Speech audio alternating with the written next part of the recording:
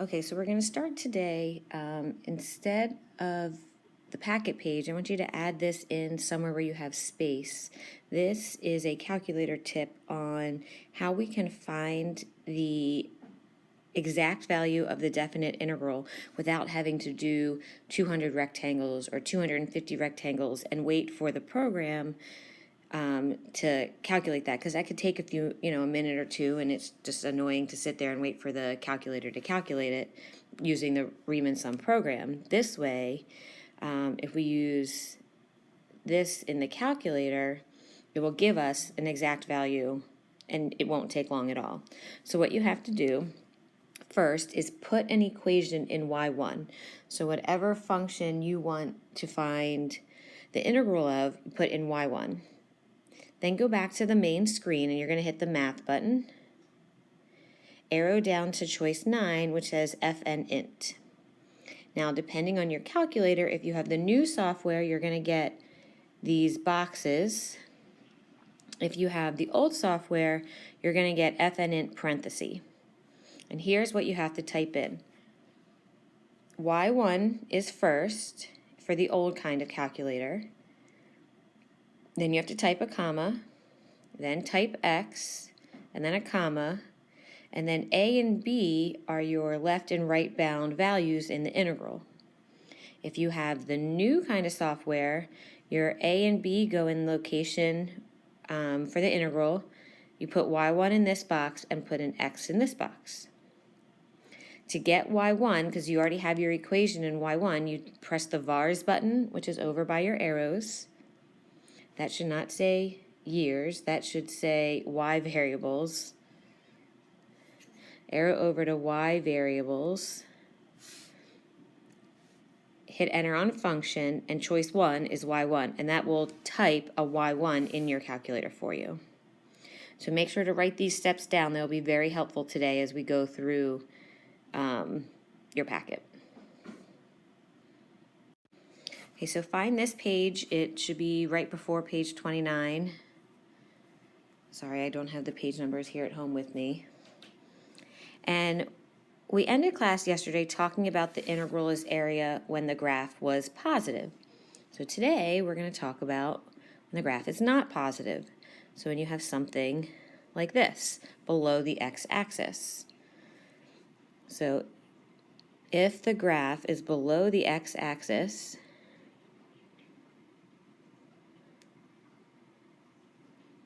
each y variable, or each y value, excuse me, is negative.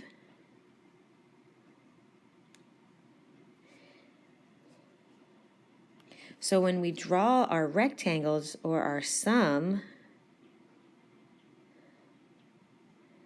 and we go to find the value of each rectangle, so these rectangles, the area is going to be base times height, where our base was along here and our height was down to the graph.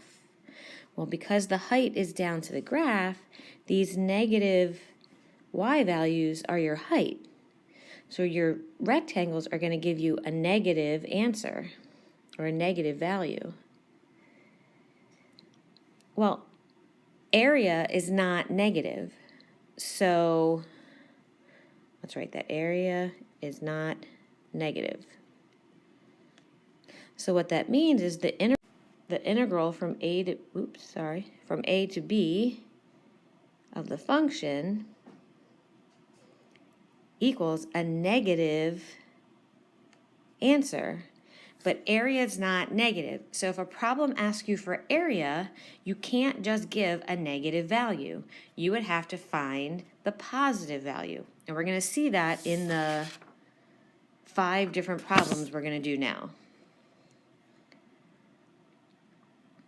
Okay, so for number 1, it says, what's the relation between the definite integral, where the graph here is x squared minus 1, so from negative 1 to 1, and the area between that and the x-axis. So here's the area.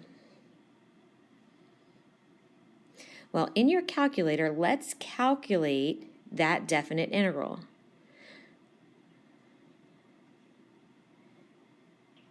So what you're going to do is you're going to put x squared minus 1 into y1.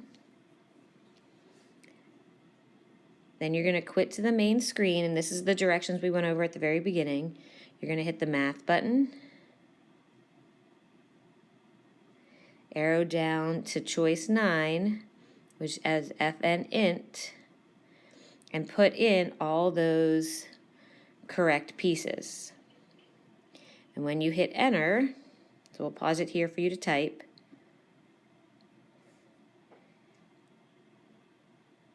the answer is going to be negative 4/3. So the integral is negative 4/3.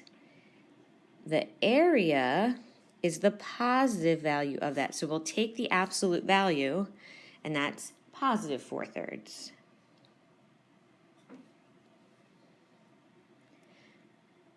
Okay, so for number 2, it says evaluate the definite integral using the graphing calculator.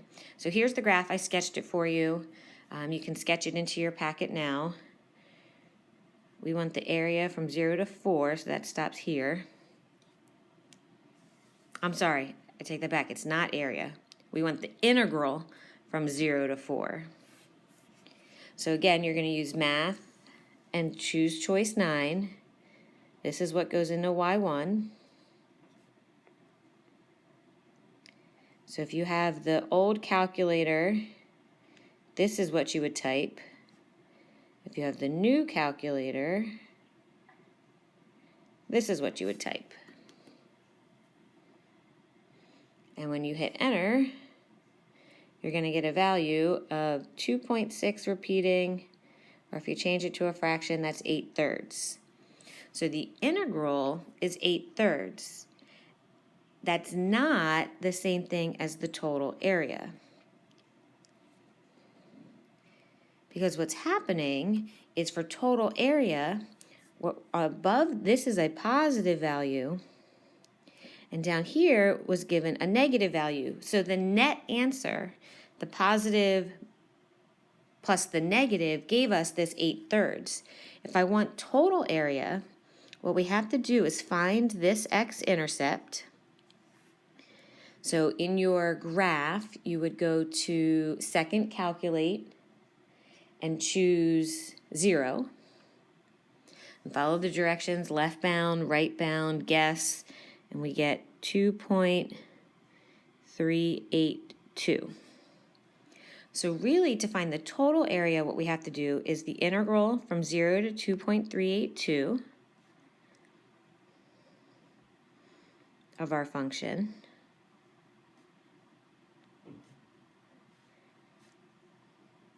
And we're going to add that to the integral from 2.382 to 4.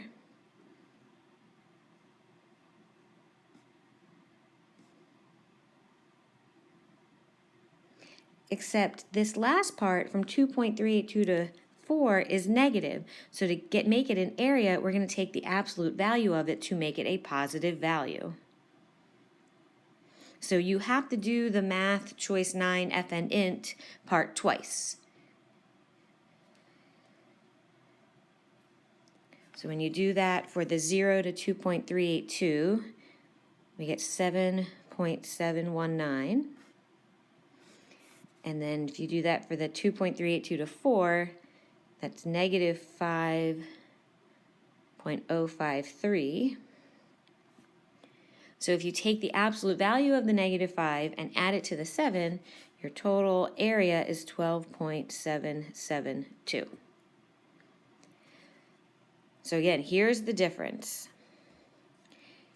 Definite integral gave us a value, whereas if you did the 7.7 minus the 5.05, we got 2.6. We took the positive area and it subtracted the negative area. If we want total area, we have to find this x-intercept so we can make this part that would be negative positive. Okay, we're going to pause the video here for you to take a minute and draw these these 3 graphs for number 4. Okay, so the direction says for the several functions shown, Indicate whether the integral will be positive, negative, or 0, and explain your answer. So what we're going to look at is what proportion of our area is above or below the x-axis. So for this first one, we have this tiny part above and this giant part below. So because only a little bit will be positive and more will be negative, the integral's outcome is going to be negative. And then the explain, because more region is below the x-axis. Then if we look at the middle one, we have this large portion above and a small portion below. So the integral outcome will be positive because there's more region above the x-axis.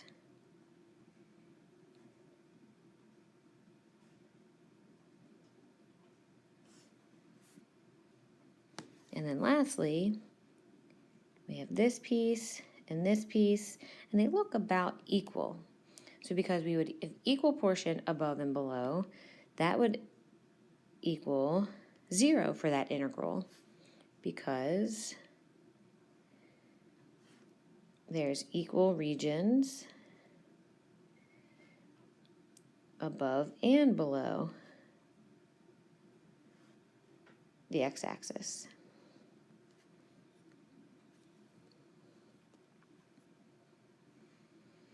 Okay, and last but not least, we have number 5.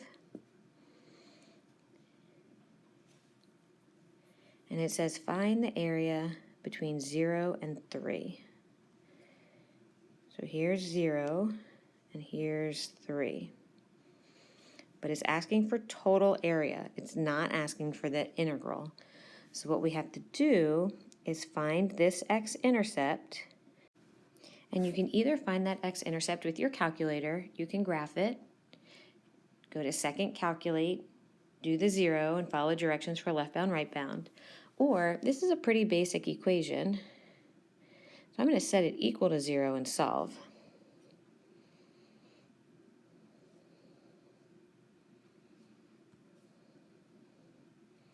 So the square root of 2 is plus or minus 1.414. So on the right-hand side, this is 1.414. So when we set up our integral, we're going to have the integral from 0 to 1.414 of x squared minus 2. And then we want the integral from 1.414 to 3. But this first portion is below the x-axis, so we're going to want the absolute value to find the positive area, not just the integral. And you can see here I have an image of what I calculated in my calculator. So that's the absolute value of negative 1.886 plus 4.886. And if we add them up, our total area is 6.772.